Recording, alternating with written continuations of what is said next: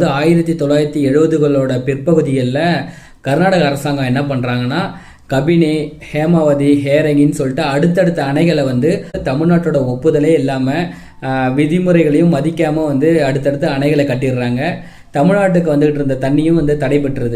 இதை எதிர்த்து தமிழ்நாட்டில் வழக்கம் போல் விவசாயிகள் போராட்டம் நடத்தினாங்க. அரசியல்வாதிகள் தங்கள் அரசியல் நாடகங்களை நடத்தினாங்க, வழக்கு போட்டாங்க. இந்தமாரி நடந்துட்டு இருக்கு.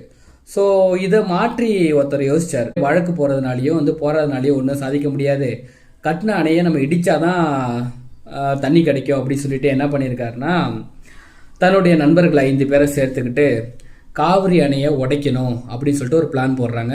அதுக்கு பொருளாதார தேவை ஏற்படுது. ஸோ இந்த பொருளாதாரத்தை எங்கேருந்து எடுத்துக்கலாம் அப்படின்னு பார்க்கும்போது வங்கிகளில் கொள்ளையடிக்கலாம். இப்போ அரசு வங்கிகளில் கொள்ளையடிச்சா அந்த பணத்தை மக்களுக்கு அரசாங்கமே திருப்பி கொடுத்துரும். அதனால் மக்களுக்கும் பாதிப்பு இருக்காது, நமக்கு பண தேவை கிடைச்சிரும் அப்படின்னு சொல்லிட்டு ஒரு பிளான் போடுறாரு.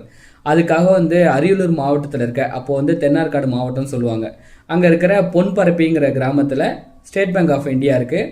அந்த வங்கியை கொள்ளடிப்போம்.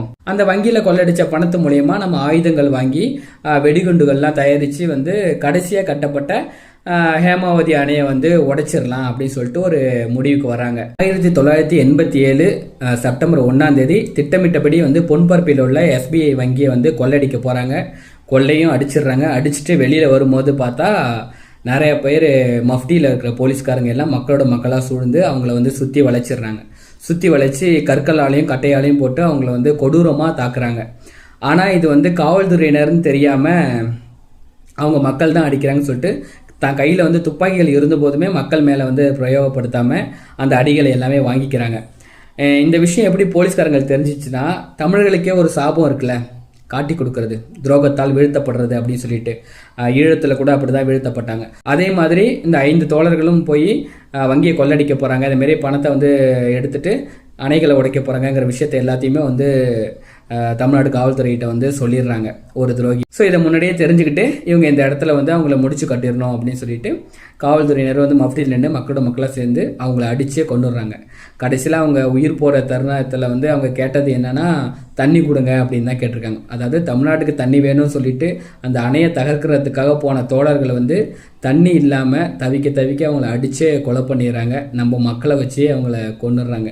ஓகேங்களா?